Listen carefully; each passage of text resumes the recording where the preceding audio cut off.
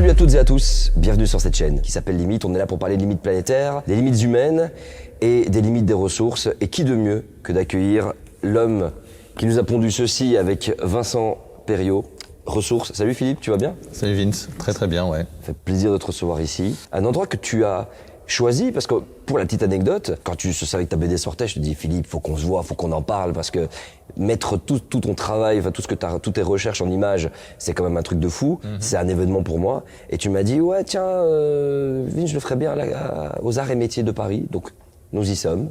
C'est ici. Pourquoi tu as choisi cet endroit? J'ai choisi cet endroit parce qu'il fallait soit un endroit un peu minier, soit une carrière ou quelque chose comme ça. Alors ça peut être un peu bruyant, un peu poussiéreux, un peu compliqué. Et puis on aurait peut-être eu du mal logistiquement à trouver l'endroit, parce qu'il y en a beaucoup, des carrières, et pas forcément des mines de métaux, mais il y a beaucoup d'endroits où on fait de l'exploitation, de l'extraction de ressources, en France, en Belgique, ailleurs. Mais du coup, voilà, si c'était plutôt quelque chose dans un centre de métropole ou de mégapole comme à Paris, eh bien moi j'ai été marqué dans mon enfance par ce musée, alors comme d'autres, comme le Palais de la Découverte par exemple, qui parle un peu de l'histoire technologique, voilà, et qui s'ancre à partir de la fin du XVIIIe siècle, donc à l'orée de cette révolution industrielle et donc des machines. Et là, on est entouré de machines de partout.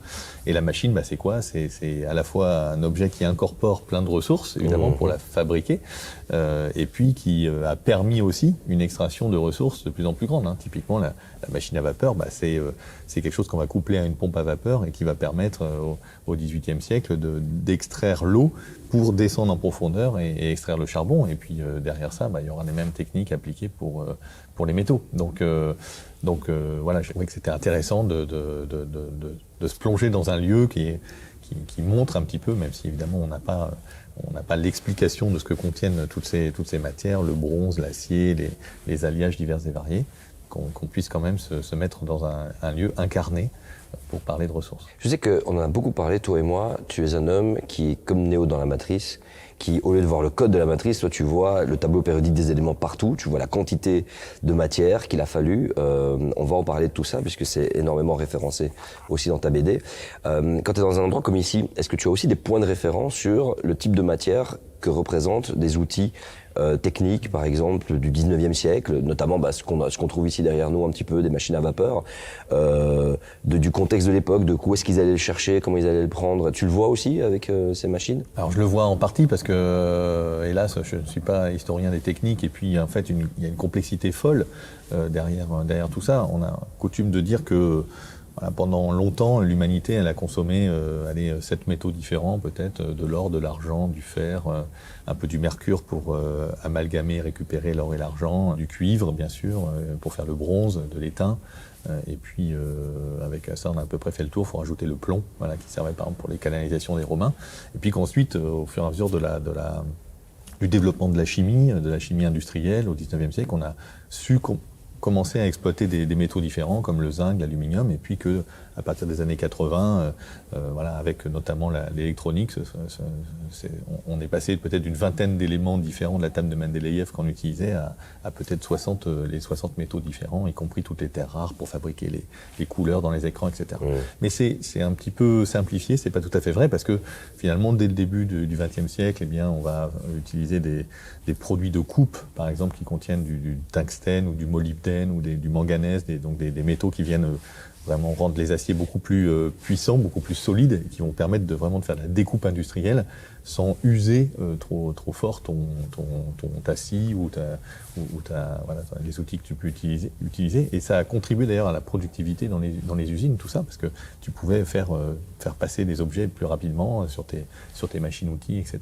Donc dès le 19e siècle, en fait, il y a tout un univers de ressources, et une machine comme celle qui est derrière nous, typiquement, très probablement, elle contient déjà un certain nombre d'alliages d'acier différents, d'alliages de bronze différents, de laiton, et donc je serais incapable, comme un spectromètre de masse, de venir screener la machine, de dire voilà à peu près ce qu'elle contient. Mais par contre, oui, j'ai quand même sans doute quelques bases quelques consciences en fait de ce que que nécessite en fait l'ensemble des objets qui nous entourent. Donc ça, moi, ça me parle toujours. Ben, voilà, si tu prends juste le livre et sa composition elle-même, si je prends juste la question du papier. Allons-y. Voilà, le papier, le papier, c'est déjà tout un univers tout seul. Alors évidemment, on sait que ça contient de la cellulose, donc voilà, c'est le bois. Hein, donc bon, c'est essentiellement du carbone, de l'hydrogène, de l'oxygène, de l'azote. Mais pour réussir à faire à ce que le papier tienne bien, et on va rajouter de la calcite, du carbonate de calcium. On va rajouter pour que ça soit brillant, et on va rajouter du kaolin, donc une argile très fine. Ouais, y a beaucoup de produits dedans. Puis je te parle pas de l'univers des encres, où là aussi on va aller chercher des différents produits chimiques. Alors dans les encres d'imprimerie, on est plutôt sur des choses qui sont issues de la chimie du pétrole et du gaz, on va dire, pour simplifier. Mais dans plein de peintures, qui peuvent être des peintures industrielles, on va trouver des métaux, typiquement, pour faire différentes couleurs, quoi. Donc, c'est drôle parce que tu parles du papier, et ça m'a fait penser à une page de ton livre. Alors, l'idée, quand même, de la BD, c'est de reprendre un petit peu à la genèse, donc on va en parler. Mais rapidement, c'est parce que ça m'y fait penser, c'est une phrase de Georges Duhamel, qui est médecin et écrivain, prix Goncourt en 1918. La mine, l'acierie, l'usine à papier, l'abattoir, voilà les 4 fondements de cette civilisation dont nous sommes si fiers. Et d'ailleurs, il y a une mise en abîme dans cette page-là où on voit la presse à papier derrière avec cette même image qui est pressée, qui raconte en fait que forcément cette page-ci, elle va être imprimée énormément de fois, et que tu dis, aïe, notre album, il participe aussi. Alors forcément, nous sommes sur YouTube, nous participons aussi à ça, et nous critiquons, on fait ce qu'on dénonce, nous en faisons partie.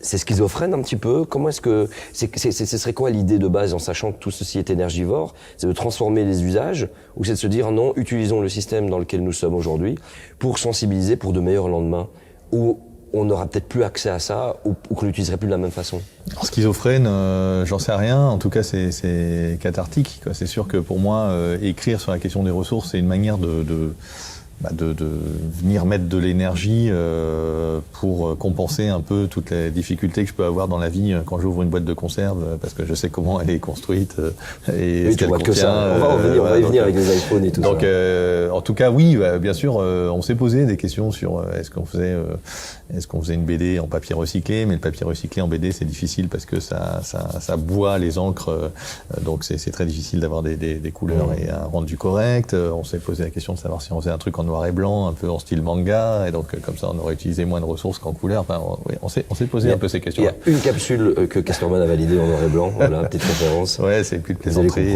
Voilà, c'est bourré de références sur la démarche aussi qu'on a eu ensemble et le plaisir qu'on a eu à travailler ensemble. Mais évidemment,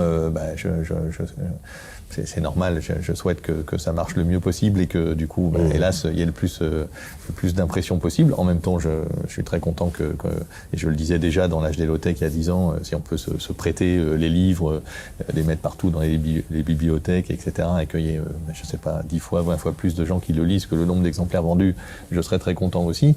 Ce qui compte, c'est effectivement de diffuser de la pensée.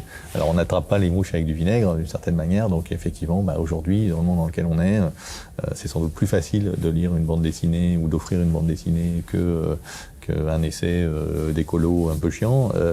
C'est plus facile. C'est plus facile de faire, peut-être d'écouter un podcast ou de regarder une vidéo en faisant autre chose, en repeignant son portail le week-end. Et donc effectivement, cet objet-là, c'était d'abord pour effectivement, on va dire, élargir un peu le domaine de la connaissance sur un sujet qui, par ailleurs, est passionnant, qui est méconnu. On parle de plus en plus, bien sûr, d'énergie, de changement climatique, mais le lien un peu incroyable avec les ressources, le fait que finalement, il faut des ressources pour utiliser, extraire, utiliser, stocker l'énergie, et puis réciproquement, que l'énergie, c'est ce qui nous permet d'avoir accès à ces ressources dans un monde de plus en plus extractiviste, où il faut sortir de plus en plus de choses de la croûte terrestre chaque année, et tout ça étant évidemment très mal recyclé. Voilà, la BD, je pense, se prête bien à cet exercice-là. Eh ben allons-y. L'état des lieux, tu es dans un vaisseau spatial. Et on tombe sur dans votre voyage, vous tombez sur une grande méga structure, incroyable. Et ça nous amène en fait à l'imaginaire de Jeff Bezos, le patron actuel de AWS et d'Amazon, qui a une vision du monde bien particulière. Tous les gens un peu de la Silicon Valley ont une vision du monde basée énormément sur leurs discussions, leurs conversations, le milieu social dans lequel ils évoluent, et qui nous projettent dans des choses incommensurables et dans lesquelles il a baigné quand il était jeune, Star Wars, dans lesquelles j'ai aussi baigné. Et c'est drôle parce que cette BD raconte aussi beaucoup un peu la situation où Vincent ouvre les yeux, auteur de science-fiction, qui se laisse aller dans une créativité parce qu'il voit l'évolution technique ici actuelle, tout comme moi je la vois aussi. On peut parler de l'IA, on peut parler de plein d'autres choses, et qui nous amène à nous dire oui, mais en fait, il n'y a pas de limite, quoi. On peut aller loin, on est capable de faire des choses incroyables, et c'est beaucoup la pensée muskienne de se dire on veut faire une fusée qui va atterrir plutôt que la démanteler, plutôt que de se dire c'est fini, c'est un déchet. Regardez, il y a moins de déchets, puisque la fusée, on peut la réutiliser, elle va réatterrir correctement. Alors, quelques essais foireux, on montre quelques images. Normal. Bien sûr, c'est normal, c'est toujours comme ça dans l'histoire des techniques. Mais malgré tout, voilà, on va miner les astéroïdes et on va commencer à créer des superstructures, on va être sur la Lune, c'est vraiment vers ça que se dirigent, on va dire, les grandes puissances de ce monde. Je parle des grandes puissances, non pas forcément intellectuelles, mais monétaires, les grosses puissances financières, comme Musk, comme Bezos. Et puis toi, t'arrives et tu calmes le jeu. En disant, les gars, c'est pas forcément vers ça qu'on va se diriger.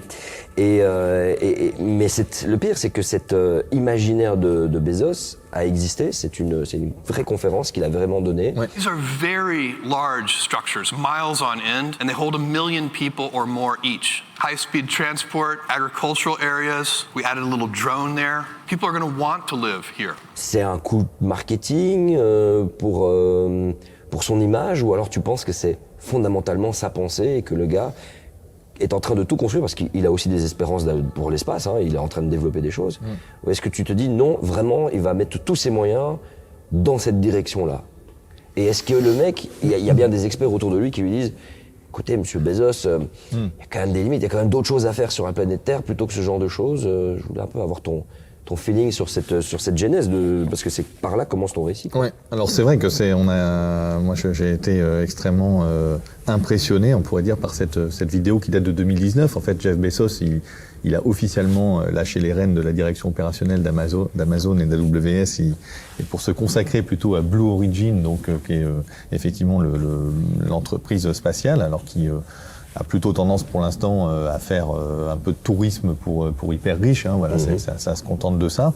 Mais cette vidéo de 2019 qui est assez incroyable, où il présente le module lunaire de Blue Origin, donc l'idée, voilà, en expliquant finalement, il y a une petite battle avec Elon Musk d'ailleurs, en expliquant qu'en fait non, l'avenir de l'humanité c'est pas sur Mars, c'est plutôt sur la Lune, parce que c'est plus facile de décoller, de revenir, et puis que finalement la Lune sera la base arrière industrielle finalement de la Terre. Et ce qui est un peu scotchant, c'est qu'effectivement, il présente des espèces d'énormes structures en forme de tore, donc c'est des donuts, quoi, en gros, des cylindres fermés sur eux-mêmes. Et ça en fait, c'est une sorte d'invention d'un prof qu'il a eu à Princeton dans sa jeunesse. Donc effectivement, il est encore inspiré par ça, un gars qui s'appelle Gerard O'Neill, et qui en fait a travaillé fugacement, on va dire, avec la NASA au moment de la fin du programme Apollo, sur finalement une civilisation galactique, presque d'une certaine manière, en disant que la bonne solution, c'est finalement de s'installer dans l'espace, dans des gigantesques structures qui tourneraient sur elles-mêmes pour assurer un sentiment de gravité, pour que tout le monde soit pas en train de flotter comme dans la station spatiale internationale. Utiliser la force centrifuge. Exactement. Pour qu'on soit collé un petit peu. Voilà. Et donc tu te débrouilles après avec des panneaux solaires, etc. pour assurer l'énergie.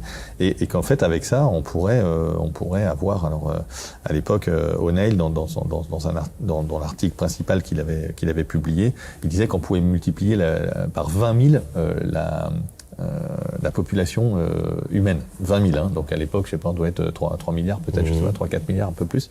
Donc 20 000 fois 4 milliards, ça fait beaucoup. Et alors ce qui est incroyable, c'est que Jeff Bezos, aujourd'hui, il reprend exactement le même truc en disant on pourrait être 1000 milliards d'êtres humains, ça serait top, parce que comme ça, on pourrait avoir 1000 Mozart, 1000 Michel-Ange.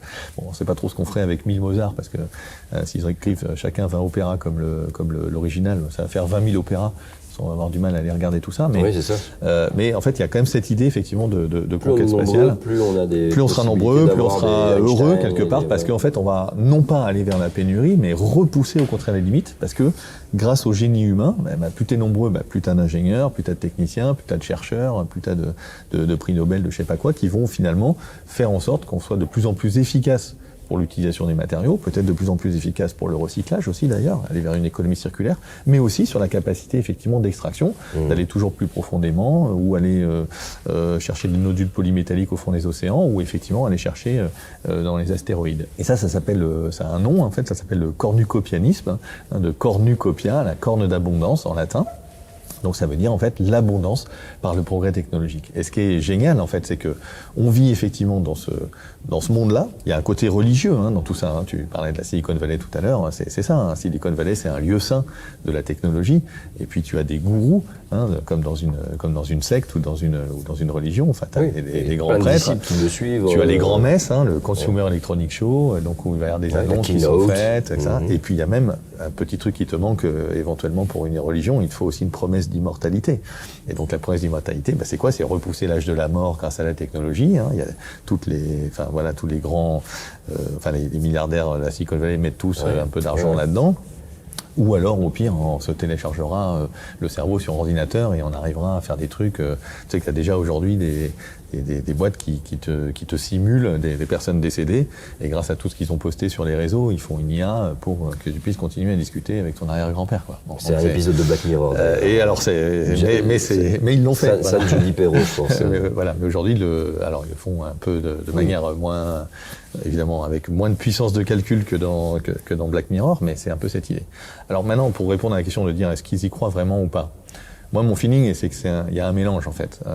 C'est comme toujours. Il y a peut-être quand même cette idée un peu messianique, effectivement, de dire c'est quoi la trace que je laisse dans l'humanité. Je serai celui qui a réussi à démarrer, je sais pas quoi, la conquête spatiale et à faire en sorte que l'humanité soit à la fois sur Mars, dans l'espace, sur la Lune et sur Terre. Bon, mais je pense qu'il y a aussi, on vit quand même dans un monde où il faut attirer des capitaux, il faut avoir une promesse de croissance, et donc il faut aussi montrer que finalement il y a une espèce de nouveaux jeux, de nouveaux terrains de jeu possibles pour finalement que la croissance continue. Aussi, voilà, exactement. Parce qu'à un moment, effectivement, tu te dis sur notre petite planète Terre, et c'est un peu dingue parce que Jeff Bezos le dit lui-même dans cette conférence, il dit de toute façon, les amis, si on fait 2-3% de croissance de consommation énergétique par an, comme on est en train de le faire. Par ailleurs, on voit que l'IA est en train de consommer de plus en plus de ressources énergétiques et que ça commence à se voir. Et bien finalement, même si on couvrait la Terre de panneaux solaires, ça ne marcherait pas. Dans quelques siècles, on aurait atteint toute la puissance énergétique du Soleil qui arrive sur la surface terrestre. Donc, mauvaise nouvelle, qu'est-ce qu'on fait? Est-ce qu'il faut se rationner? Est-ce qu'il faut aller vers une économie post-croissance ou de la décroissance? Lui, il parle de stase. Tu vois, stase, c'est un peu l'état statique, quoi. Tu bouges plus. Et puis il dit, non, génial, on peut continuer la croissance et être dynamique, on va aller dans l'espace. Et là, dans l'espace, le terrain de jeu est dingue. Donc il y a un peu cette idée quand même de promesse, mais qui est un peu une promesse de moyen long terme. Et puis à court terme, c'est quand même, on revient dans le vrai business, quoi. Et donc là, il faut quand même un peu payer des gens qui fabriquent des fusées et un peu de carburant et je sais pas quoi. Et là, tu fais quoi? Tu fais du tourisme pour hyper riches. Tu réfléchis à faire des avions hypersoniques qui vont pouvoir faire Tokyo, New York en 2 heures. Voilà, donc tu reviens un peu assez vite quand même sur une logique économique de plus court terme. Tu sais, dans le progrès technique et tout ce qu'on a réussi à mettre en place, il y a toujours cette idée où je me dis, tiens, mais si cette technologie-là, qui existait déjà, on l'a pas appliquée, c'est qu'elle n'est pas viable. Tu vois, c'est un peu un imaginaire que j'ai, peut-être que je me trompe complètement. On parle beaucoup d'hydrogène. Je me dis, mais l'hydrogène, c'est une énergie du passé un peu. Ce qu'on mettait dans les éplins, etc., c'est de l'hydrogène. C'est comme si, tout d'un coup, les ingénieurs de l'époque n'auraient pas pensé à la voiture qui fonctionne à l'électricité, ça a été pensé, qui fonctionne même à l'eau. Tout ça a été pensé, tout ça a été bien imaginé, mais ce n'est pas ce qui a gagné. Et au final, ce n'est pas ce qui s'est dupliqué, ce qui s'est multiplié à l'échelle planétaire, dans quel que soit l'aspect technique. Et j'ai l'impression qu'aujourd'hui, dans cette vision de la transition, de la transformation, de se dire attention les gars, les ressources, faut qu'on fasse gaffe, etc. Il y a comme et puis que les ressources s'amenuisent, il y a comme ce retour d'anciennes technologies qu'on nous vend comme ouais non si c'est viable, mais j'ai l'impression qu'il y a un petit bug dans la matrice quelque part de me dire ouais mais pourquoi maintenant tout d'un coup ça fonctionnerait? Alors qu'on a imaginé le concept il y a longtemps, c'est quoi? C'est parce qu'en fait, vous êtes prêt à lancer quelque chose qui va être moins rentable, mais pour le bien des générations à venir. Ou au contraire, peut-être qu'en fait, si ça n'a pas fonctionné avant, c'est peut-être pour des raisons bien précises et qu'aujourd'hui ça ne fonctionnera pas, mais qu'on est dans une forme de leurre technologique un petit peu. Alors, il y a un peu moi je pense qu'il y a un peu des deux là encore. Je pense que tu as partiellement raison sur certains aspects, de se dire peut-être qu'il y a eu à un moment des impasses technologiques, et puis voilà, on raconte souvent ça, par exemple, sur le fait qu'il y a eu les premières voitures, dans les premières voitures, il y avait la Jamais Contente, qui était une voiture électrique, donc finalement, puis après ils sont passés plutôt au moteur thermique, et que finalement ça permettait quand même une autonomie bien plus grande, etc.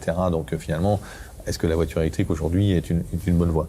Mais il y a quand même une différence, c'est qu'il y a réellement progrès technologique. C'est-à-dire que, prenons un exemple, tu vois, dans les années 50, tout le monde imagine que l'énergie du futur va être gratuite. Parce qu'en fait, on est en train d'appliquer l'énergie de l'atome aux applications civiles, donc à production d'électricité. Les gens disent tout va être gratuit, on aura... et donc, tu as des rapports très officiels à l'époque qui disent, dans les années 80, on aura tous un jet hypersonique, on aura des voitures volantes, etc. Un peu comme aujourd'hui, on nous propose encore des voitures volantes, avec... je sais pas, des boîtes. Il devait y en avoir pour les Jeux de Paris à la base. Avec Vélocoptère. On a peu entendu parler. Je sais pas combien d'argent a été cramé là-dedans, mais enfin bon, c'est une autre histoire. Mais il y a quand même eu des choses un peu, qui changent un peu la donne. Exemple, je te prends 2-3 exemples sur, par exemple, le drone autonome volant, voilà, la voiture volante du 21e siècle. Qu'est-ce que tu as fait comme progrès? Tu as fait du progrès dans la chimie des batteries. Tu as inventé la batterie au lithium. Le lithium, c'est le métal le plus léger, et donc c'est celui qui va pouvoir échanger des électrons finalement avec une puissance énergétique bien plus forte que les batteries qu'on avait dans les années 50 ou même dans les années 70, qui étaient des batteries au plomb, au cadmium, à l'antimoine, etc., qui étaient des métaux bien plus lourds. Donc tu inventes ça.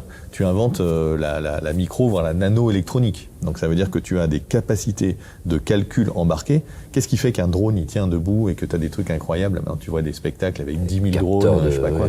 Eh bien en fait, il faut un moment pour tenir, dès que t'as un petit coup de vent, etc. Enfin, il passe son temps à faire des calculs et à réajuster la puissance de chacun de ces moteurs. Pour faire ça, il faut faire du calcul en temps réel, faut que tu aies un petit peu d'électronique embarquée. Oui, dans une puce, tu peux avoir un niveau de calcul, tu vois, par rapport, je sais pas, à Apollo 11, tu vois, qui avait aussi des capacités de calcul embarquées, mais c'était un peu plus gros, et donc déjà c'était un peu compliqué de l'envoyer, mais on pouvait pas imaginer des choses comme ça pour, on va dire, pour le grand public. Tu as des progrès dans les matériaux, donc des matériaux plus légers, résistants, etc. Donc il y a quand même, enfin c'est ça qu'il faut reconnaître un peu dans l'histoire, c'est que finalement dans ce débat, on pourrait dire séculaire, c'est des dizaines d'années, mais on pourrait remonter des centaines d'années entre les tenants du progrès technologique qui disent c'est génial, vous allez voir, un jour on aura résolu la faim dans le monde, on vivra dans un monde d'abondance, on aura des robots esclaves, des machines qui travaillent pour nous. Tu peux remonter à Platon, Platon il parlait déjà des machines en disant tiens, si finalement on avait des machines, on n'aurait pas besoin d'esclaves pour filer le c'est quand même incroyable de l'imaginer à cette période-là, voilà. La notion de... C'est parce que c'est des vieux rêves de l'humanité en fait, c'est rien faire avec des gens qui bossent pour toi, c'est un peu, tu vois, et l'immortalité, voilà, c'est le triptyque classique des rêves de l'humanité. Et pendant très longtemps, eh bien, il y a eu des mécanismes, alors soit via la religion, soit via la morale, soit via la philosophie, soit même dans l'organisation de la société, de maintenir un peu les rêves dans des limites, quoi. C'est-à-dire que, je sais pas, par exemple, dans l'Odyssée, t'as Calypso, la nymphe Calypso, qui offre l'immortalité à Ulysse. Ulysse la refuse, tu vois. Qui aujourd'hui refuserait l'immortalité? Il dit pas Musk en tout cas. Pas Musk et les autres. Bon, donc il y a un peu cette idée-là. Il y avait l'idée de la tempérance chez les Grecs anciens, par exemple, c'était contre l'hubris, contre qui était en fait la démesure. Eh bien, ça prônait la tempérance en disant tu seras heureux si tu sais mettre des limites à des désirs. Aujourd'hui, c'est le contraire. On essaye de nous multiplier en permanence les désirs. C'est ça qui fait d'ailleurs que la productivité gigantesque qu'on a fait, en mettant l'énergie et les ressources à notre service, avec des usines qui sont de plus en plus automatisées, etc. Eh bien, en fait, cette consommation-là, elle aurait pu, en théorie, permettre en consommant pas plus, finalement de bosser assez peu. Alors, je dis pas que ça aurait été un monde soutenable, parce que consommer des machines et de l'énergie, c'est un sujet. Mais tu vois, Keynes écrivait dans les années 30, lettre à mes petits-enfants, et disait, on aura un problème, c'est qu'en fait, on n'aura plus de boulot. Plus personne travaillera. Et en fait, non. Parce que on continue à travailler d'une certaine manière autant, même si le travail est très mal réparti, parce qu'on a développé nos besoins de consommation, nos désirs. Et ça, c'est en partie... Ça accroche à la nature humaine, mais c'est aussi c'est aussi une manière un peu construite par le système dans lequel on vit, quoi, le système consumériste, de publicité, etc. On voit bien dès le début, avec donc sur la couverture, tu as tous ces objets que l'humanité a construits, qui sortent de cette fameuse corne, donc des cornucopiens. C'est un schéma de pensée. Je sais que j'ai beaucoup encore de débats avec des politiciens en Belgique qui ont une croyance, littéralement. Hein. Voilà, on me traite souvent de néo-malthusien. Je trouve que c'est pas une insulte. Hein. Alors que simplement, je suis juste en train de donner parfois quelques données, des données que tu expliques aussi dans tes travaux, dans tes œuvres, dans tes livres, et que tout de suite on dit ouais, mais toi t'es un malthusien, Malthus il avait tort, Malthus l'histoire a démontré qu'il avait tort, etc. Parce que c'était quelqu'un qui avait une idée précise, c'était de se dire bon, il y a des limites à plein de choses, à un moment donné on les a atteint ces limites, sauf qu'il n'avait pas vu les énergies fossiles et leur exploitation qui ont permis de décupler les capacités industrielles de l'humanité pour nous amener, mais que finalement on a mis la main sur quelque chose qui nous a permis de faire plus, mais que les néo-malthusiens sont arrivés, tu en parles d'ailleurs très bien dans ton œuvre, et qu'à ce moment-là, la réponse est oui, mais on maîtrisera l'antimatière, oui, mais on maîtrisera la fusion nucléaire. Et donc, admettons demain on y arrive, on repousse le problème à plus tard, et admettons demain on trouve une nouvelle source d'énergie, admettons, et qui ne défie pas les lois de la thermodynamique, hein, bien au contraire, on parle pas d'énergie libre ou d'infini. On est reparti dans un cycle, mais qui va à nouveau nous amener à quelque chose. Mais sauf que, bon, là, on est d'accord que on a atteint le maximum potentiel, j'ai l'impression. On peut sans doute encore, peut-être, j'en sais rien, tenir quelques dizaines d'années, plus, on verra bien. C'est le plateau, là, maintenant. Mais effectivement, ce qui est fou, c'est que, alors c'est ce qu'on montre un peu dans un chapitre sur l'exponentiel, la puissance de l'exponentiel. Tu sais, l'exponentiel, c'est une courbe qui double selon un certain pas de temps. Oui. Quand c'était Covid-19, tu sais, il y avait tous les 5 jours, le nombre de personnes contaminées doublait. On pouvait estimer. Alors du coup, c'est des x2, puis au bout de 10 jours, x4, au bout de 15 jours, x8, x16, et puis après, tout le monde est confiné, parce qu'il fallait casser la courbe d'exponentielle, qui a fini par se casser, mais une fois que tout le monde était contaminé, donc, mais ça monte très très fort. Et en fait, dans la consommation de ressources, la consommation d'énergie, c'est la même chose. Sauf qu'au lieu de doubler tous les 5 jours, ça double tous les 10, 15, 20, 25, 30, 35 ans, selon les taux de croissance. 2% de taux de croissance, c'est 35 ans.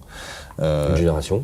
Chaque génération double. Chaque génération, on double. Et donc, en fait, finalement, c'est ce qu'on a fait depuis le 19e siècle, sans difficulté, même plus, parce qu'on a fait plus que 2% de croissance pendant longtemps. Mais si tu projettes ça sur quelques siècles, en fait, ça devient un peu délirant.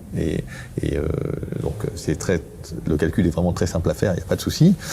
Si tu fais 2% de croissance par an d'énergie, de consommation d'énergie, et que tu fais ça pendant 1500 ans, il te faut la puissance de l'étoile solaire. Donc, non seulement il faut avoir mis au point la fusion nucléaire, mais il faut faire un réacteur de la taille de l'étoile solaire. Donc, en gros, il faut utiliser l'étoile solaire. Ça a été imaginé par des physiciens américains, on raconte ça un peu, c'est ce qu'on appelle la sphère de Dyson, donc en science-fiction ça marche très bien. Là, tu nous avais raconté ça dans un précédent talk, je vous ramène d'ailleurs, on vous met le lien en description, c'est très intéressant.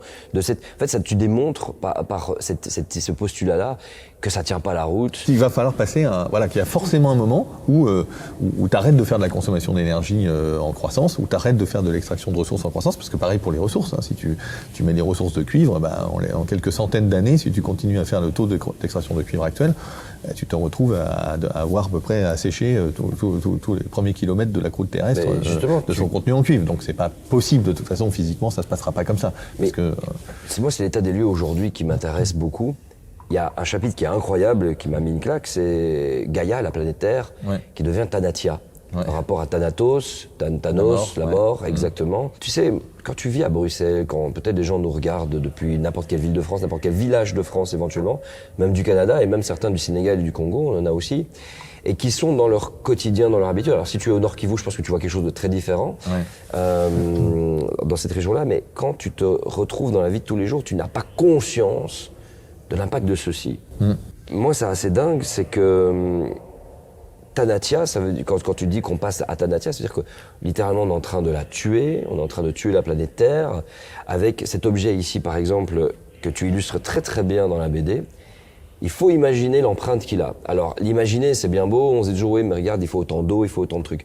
Toi t'as imaginé une quantité de matière à retirer pour pouvoir avoir tous les éléments qui se trouvent là-dedans. C'est comme si tout d'un coup il apparaissait ici, devant moi, au-dessus de ma tête. Ça représente quoi et combien? Ouais, ça représente quelques centaines de fois son poids. Ça fait un très gros sac poubelle quoi, au-dessus de toi, on va dire, de matières premières. Voilà. Imaginez, chaque personne avec son téléphone dans le métro, dans la rue, vous voyez un gros sac, une grosse pierre au-dessus, comme ça, de matière. Ouais, en fait, peut-être pour préciser cette histoire de Tanatia, pour pas glacer trop les gens, en fait, donc l'idée, en fait, donc c'est pas moi qui ai inventé l'expression, hein, ça vient de chercheurs catalans, un chercheur qui s'appelle Antonio Valero, qui travaille maintenant aussi avec sa fille Alicia, donc qui apparaissent à un moment dans la BD.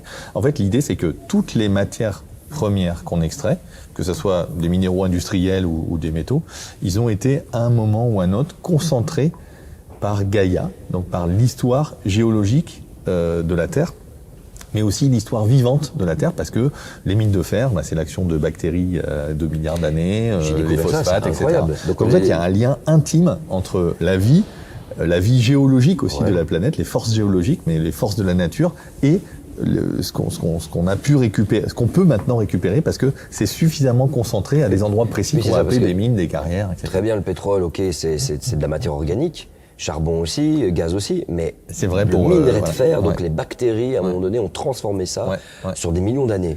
C'est incroyable. Absolument, sur même des dizaines ou des centaines de millions d'années. Effectivement, l'essentiel du fer qu'on utilise aujourd'hui vient du protérozoïque, donc qui est un âge qui est avant l'ère primaire, quoi, donc avant l'apparition même des animaux un peu plus complexes, mais par contre c'est effectivement l'action de bactéries, je ne sais pas exactement, leur métabolisme faisait que du coup il y avait une accumulation d'oxyde de fer. Donc oui, donc en fait, donc ça c'est Gaïa.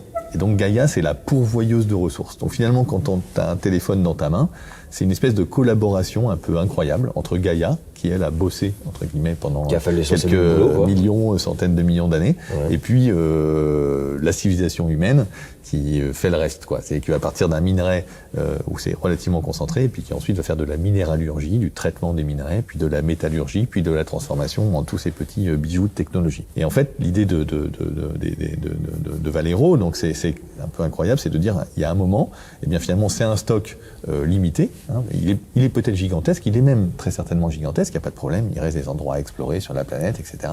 Mais il y a un moment où, ces concentrations, on va atteindre un peu des limites, une sorte de pic, si tu veux, de ce qui est disponible. Alors pour le pétrole, ça paraît assez évident, même si on peut discuter de la date du pic et de combien de temps il y en aura encore.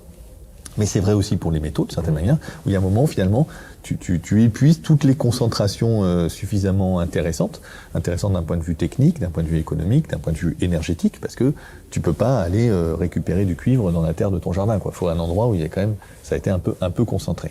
Et du coup, il y a un moment où finalement, Gaïa devient Tanatia. Alors c'est pas au sens mort de la biosphère, hein, c'est pas à ce point-là, même si on pourrait imaginer d'aller avant que quand même les bactéries, y compris les bactéries extrémophiles, tu vois, qui vivent à 100 degrés.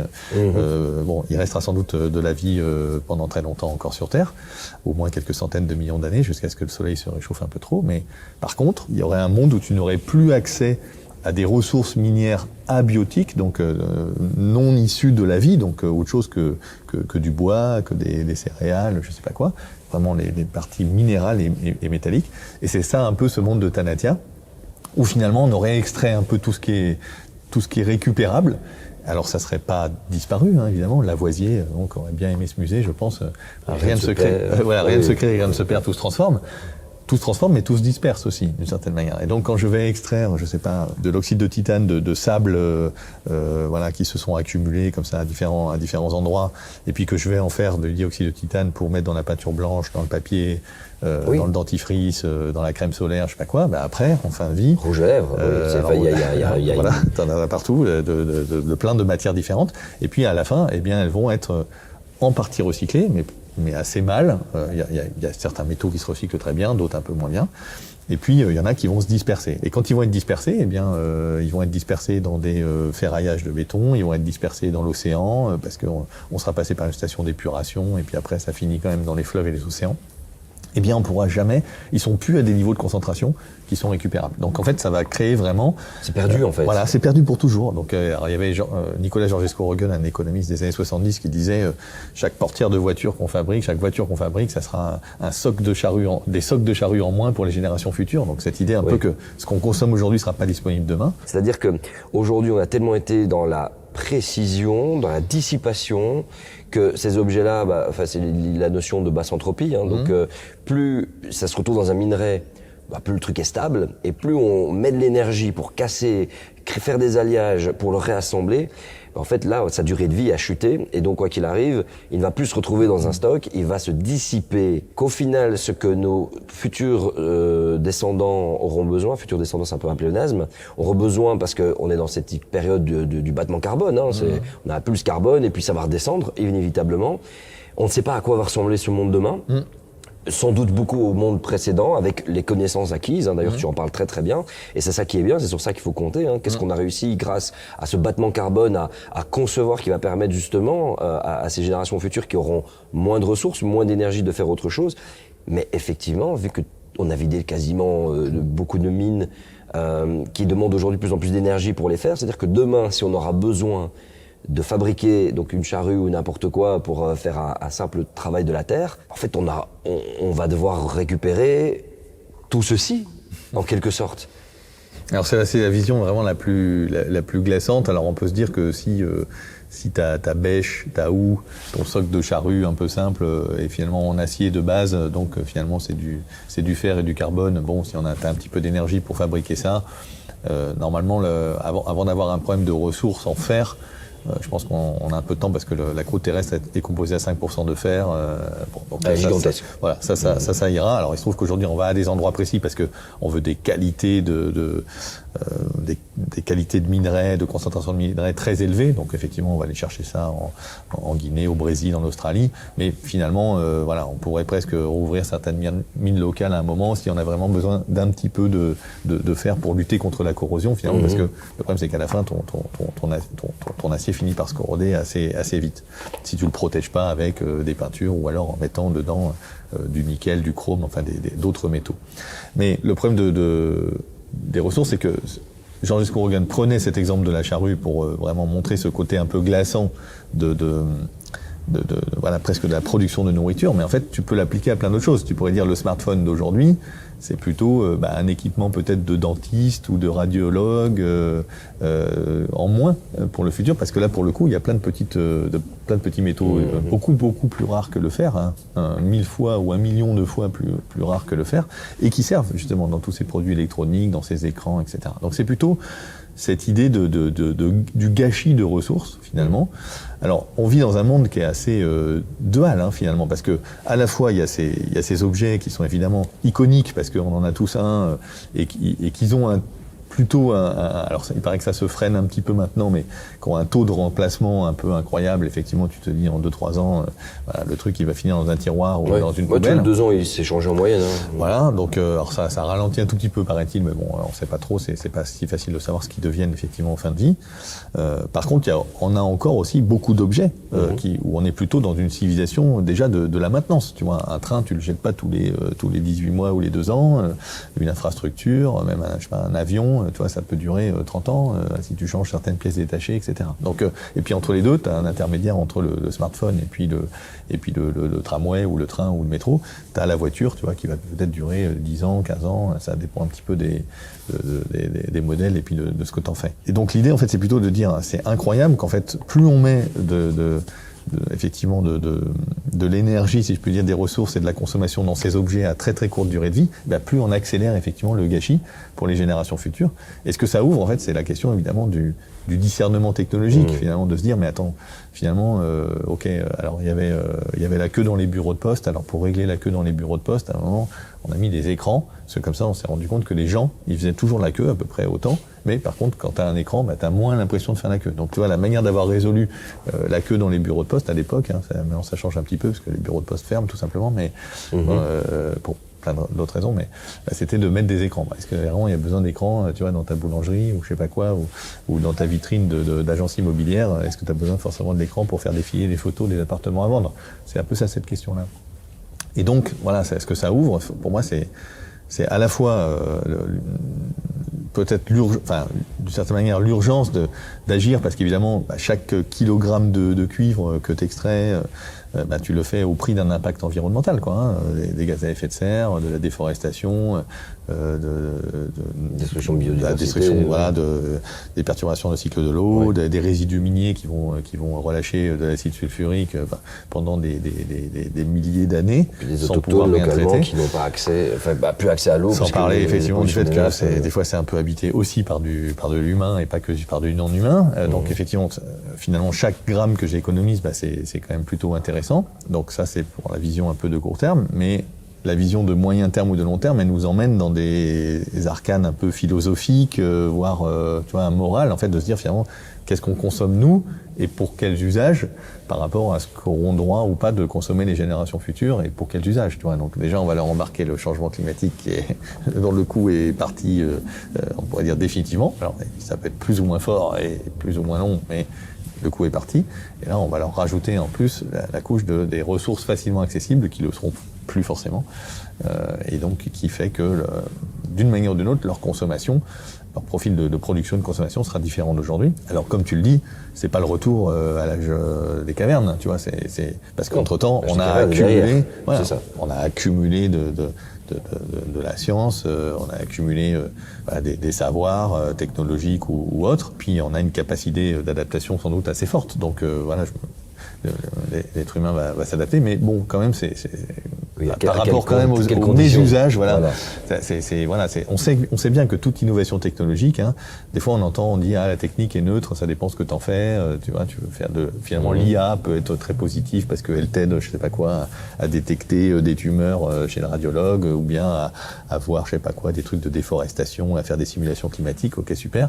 Puis de l'autre côté, t'as l'IA qui sert à faire du deepfake et je sais pas trop quoi, donc pas terrible non plus. Et donc on dit la technique est neutre. En fait non, hein, Jacques Ellul, qui était un penseur de la technique, qui a écrit notamment le système technicien, il racontait dès les années 50-60 sans problème que non, la technique elle est jamais neutre en fait, elle est ambivalente, à la fois positive, à la fois négative. Tu as toujours à la fois les bons côtés, les mauvais côtés. Et donc la question c'est comment est-ce qu'on arrive, j'en sais rien, par des discussions le plus démocratiques possible, on va dire ça comme ça, à se dire oui, il y a des choses qui sont quand même des mésusages évidents, et c'est quand même un peu dommage de se dire qu'on est en train de sortir des centaines de projets de data centers hyperscale, donc ça veut dire des trucs qui consomment l'équivalent de villes de centaines de milliers d'habitants, hein, c'est des gros bébés qui sont en train d'exploser littéralement la facture électrique. Et c'est pour faire à ChatGPT les menus et les courses de la semaine, tu vois, tu te dis c'est quand même un peu dommage, quoi. Donc voilà. J'ai peur que ce soit la suite logique, hein. Alors, tu vois, c'est à partir du moment où on fait un truc qui facilite notre vie, on commence à l'intégrer, à l'imprégner. ChatGPT remplace de plus en plus le moteur de recherche Google, et il va même plus loin, en fait. Je veux dire, il te permet de gagner du temps dans ta journée, énormément. Mais le problème, c'est que ce temps dégagé t'amène à faire de nouvelles choses et ainsi de suite, et on est reparti. C'est ça. C'est tout le malheur. Il y a quelque chose qui m'a scotché dans la BD. C'est ce qu'on prévoit de sortir de Terre les 30 prochaines années. Est-ce que tu peux nous donner l'ordre de grandeur? C'est facile à faire, en fait, c'est l'exponentielle. Hein. Donc une exponentielle, la dernière période est toujours supérieure à toute la période précédente. Donc on va effectivement extraire pour quasiment l'ensemble des métaux. Il y a peut-être une ou deux exceptions, comme le mercure par exemple, parce qu'il y a des questions derrière qui sont un peu sanitaires. Donc voilà, on essaye de se passer du mercure de plus en plus, même s'il y en a encore à différents endroits. Mais voilà, pour presque tous les métaux, on va extraire plus que pendant toute l'histoire de l'humanité, dans les 30 prochaines années. Toute l'histoire de l'humanité. Voilà, c'est ce qu'on appelle une civilisation en expansion. Hein, c'est ça la croissance. En 30 ans, on va faire plus que tout ce qu'on a fait depuis le début de l'humanité. Ouais. Pour les métaux, bien sûr. Ouais.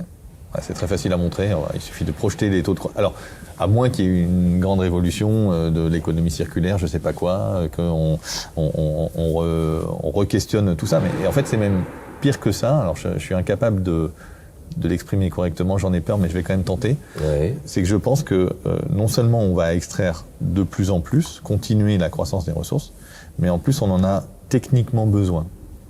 J'entends par là que comme les mines sont de plus en plus profondes et les minerais de moins en moins riches, il faut des méga mines il faut des trucs énormes, des opérations gigantesques. Tu vois, tu peux pas dire, je vais extraire juste un tout petit peu, peut-être, allez, ça y est, on n'a plus besoin d'indium, on va se calmer, on va consommer moins.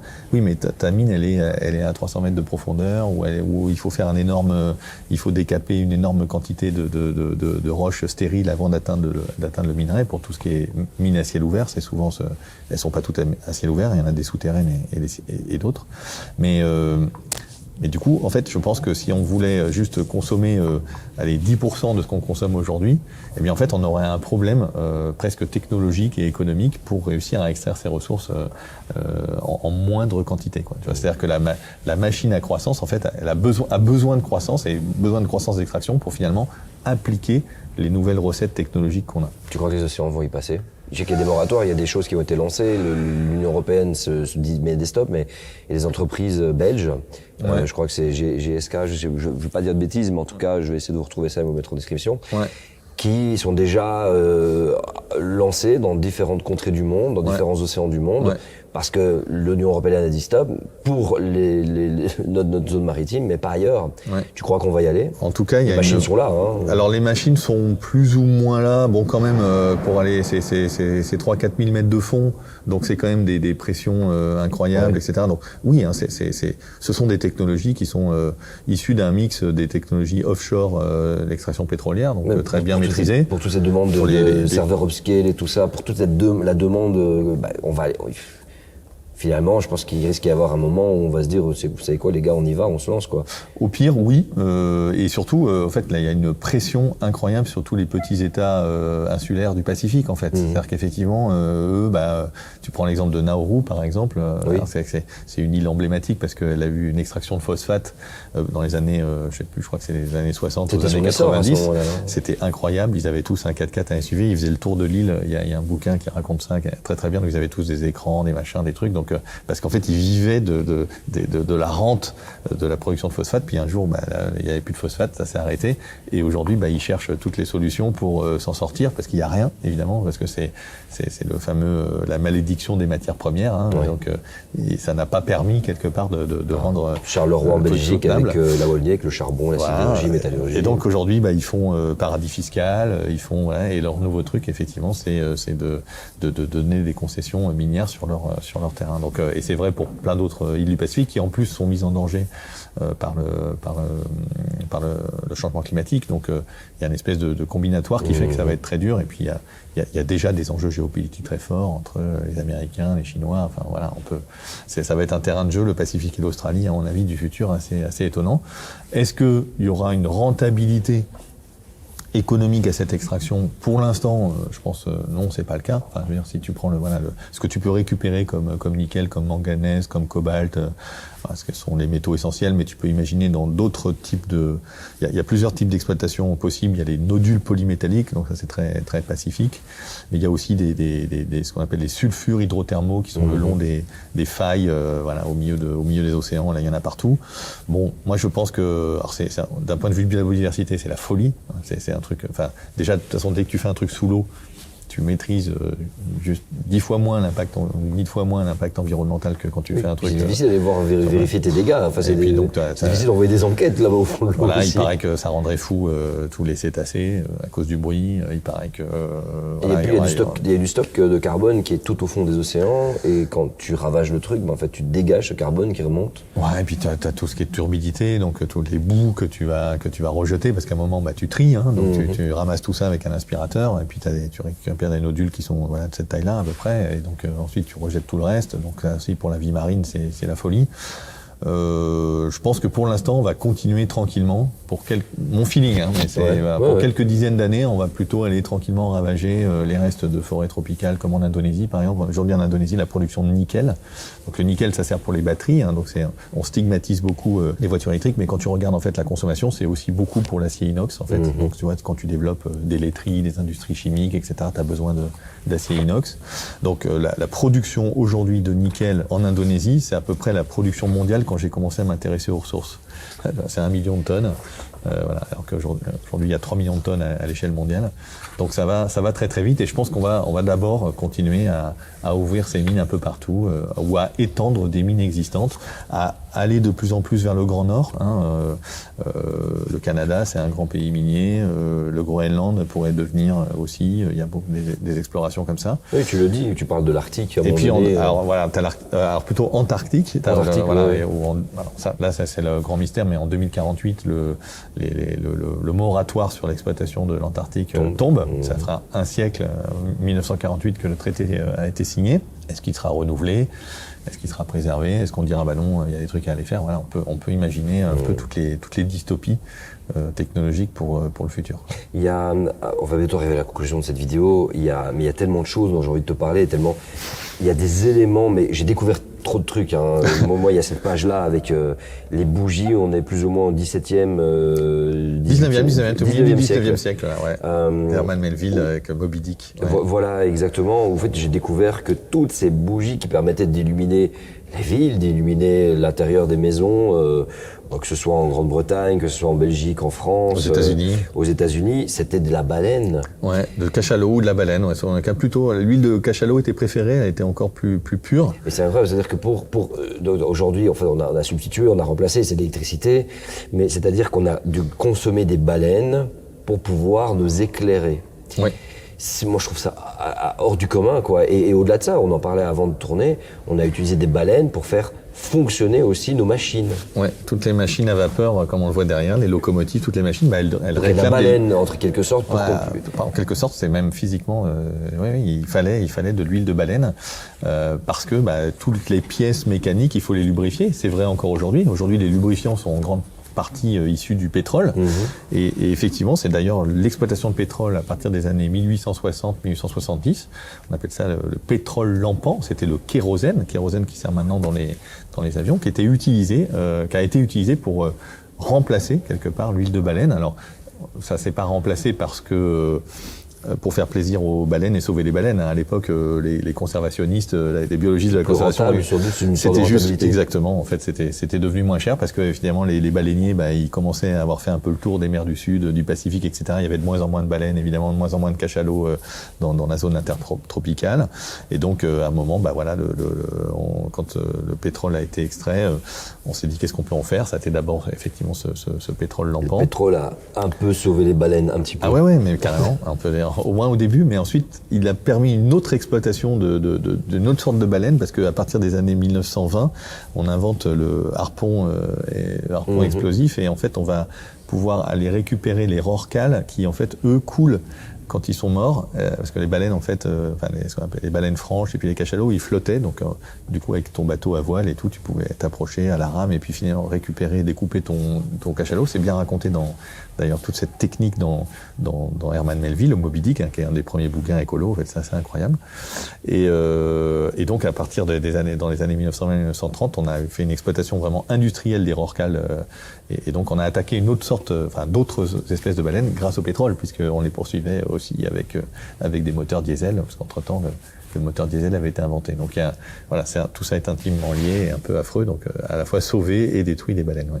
Merci de nous avoir invités ici, de nous avoir proposé, tu vois, de venir dans cet endroit où on voit vraiment cette évolution des progrès techniques. Je pense que pendant cette vidéo, vous avez vu un petit peu, on a essayé de mettre en image tout ce que Philippe nous racontait avec des machines, avec des choses qui sont ici présentes. On a le réacteur Vulcain de Ariane 5 qui est ici derrière aussi, qui est présent. Moi, ça me fait dire un truc un petit peu que tu illustres très bien.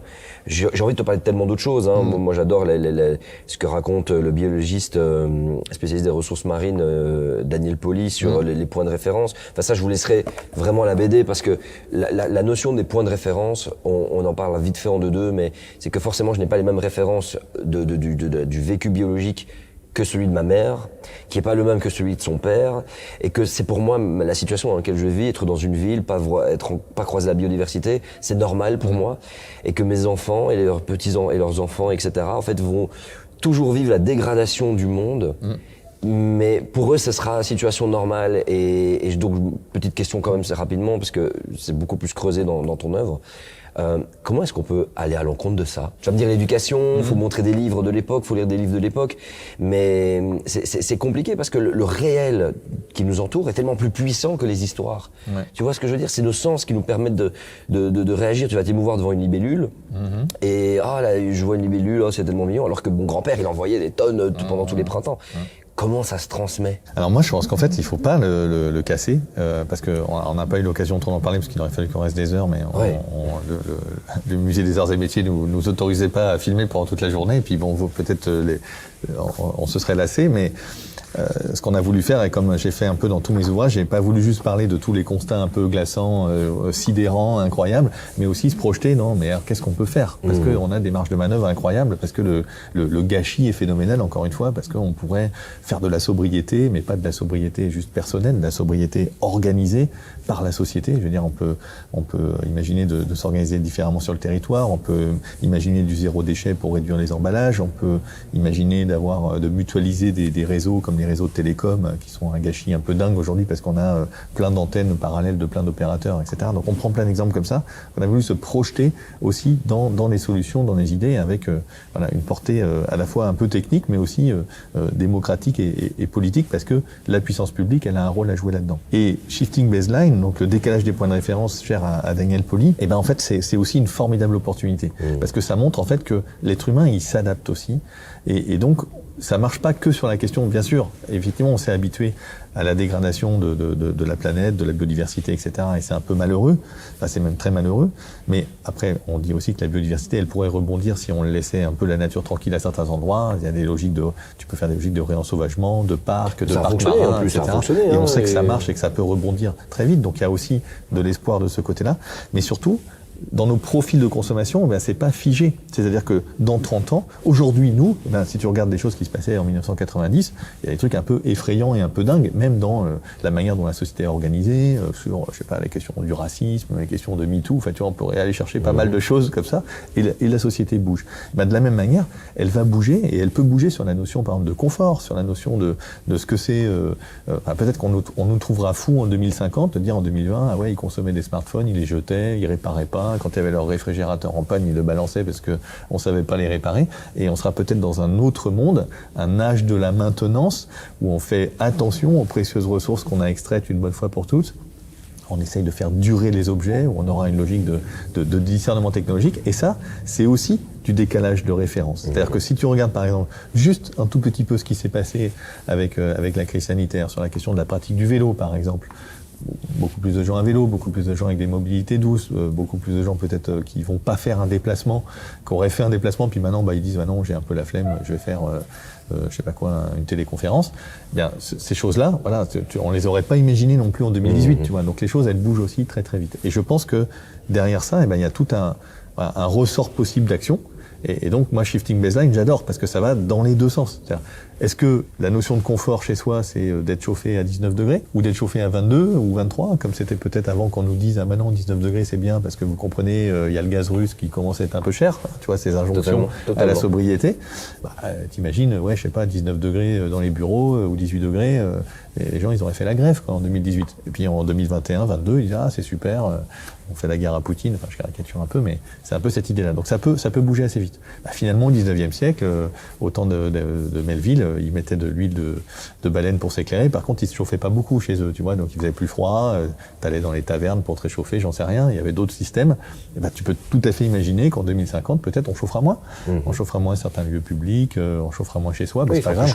On s'habillera différemment. Alors oui, bon, ça dépend parce qu'il y a des extrêmes aussi. Oui, et puis, si jamais le Gulfstream ralentit, on va avoir un problème. Oui. Mais la moque, effectivement. Mais c'est l'idée que finalement, finalement, qu'est-ce qu'il y aurait de fondamental dans l'être humain qui ferait que on serait plus heureux parce qu'on consomme plus? C'est pas vrai en fait. Et quand tu regardes l'histoire des civilisations humaines, et on prend quelques exemples effectivement un petit peu partout, eh bien non, on sait très bien que le bonheur c'est pas plus de consommation. Oui, au départ quand tu sors de la misère et que effectivement tu peux t'éclairer pour lire un bouquin, que tu as un bouquin, que tu peux t'éduquer, que tu peux te soigner un minimum, etc. Là oui, évidemment que la consommation elle contribue au bonheur humain. Mais il y a un moment où je suis même pas sûr que Musk et Bezos qui se tirent la bourre sur la taille de leurs yachts respectifs et leurs méthodes de conquête spatiale un peu différentes, ils sont peut-être un peu malheureux finalement aussi, parce que eux-mêmes sont dans une logique de rivalité mimétique.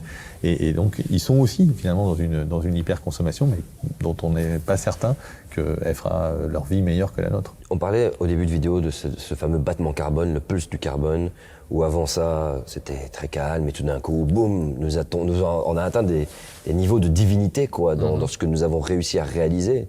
Je regarde dans quel endroit on est dans un endroit historique, toi et moi, avec des superbes caméras, des gens nous regardent de l'autre côté de la planète, peuvent interagir, commenter, n'hésitez pas, et s'abonner même à la chaîne aussi, nous filer un don sur Tipeee, ça fait toujours plaisir, merci.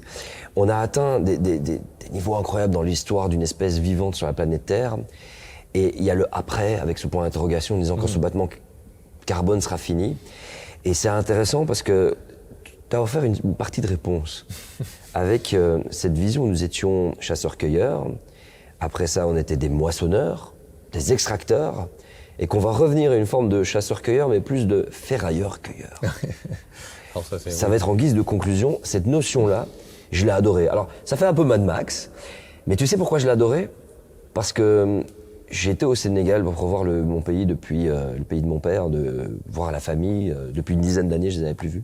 Certains, malheureusement, nous ont quittés, que j'ai pas pu dire au revoir. D'autres sont venus. Et en allant dans quelques sous-régions, il y a des décharges et des trucs. Et il y avait ces fameux ferrailleurs-cueilleurs. Ils sont là, ils existent déjà. On est déjà dedans. C'est à la fois glaçant et à la fois intriguant et à la fois saisissant, quoi. En fait, alors c'est une vision parmi beaucoup d'autres possibles, mais c'était l'idée de dire qu'effectivement, à partir du moment où on n'arrivera plus à extraire des ressources suffisamment riches du sous-sol, finalement, il nous reste des ressources qui sont celles au-dessus du sol, celles qu'on a déjà extraites, parce que finalement la différence entre toutes ces richesses minérales et métalliques et puis le pétrole, le charbon, le gaz, le pétrole, le charbon, le gaz, on le brûle, il disparaît pour toujours, il est dans l'atmosphère sous forme de CO2 et c'est pas très sympa, mais les métaux, regarde, il y en a une partie qui sont toujours là. Donc effectivement, soit ils sont dans les objets qui nous entourent, dans les infrastructures qui nous entourent, soit ils sont dans des décharges, soit ils ont été dispersés, parce qu'effectivement, il y a quand même eu des trucs dans les dentifrices, et puis 2-3 fusées qui ont explosé, je sais pas quoi, 2-3 galions qui ont coulé et qu'on retrouvera pas.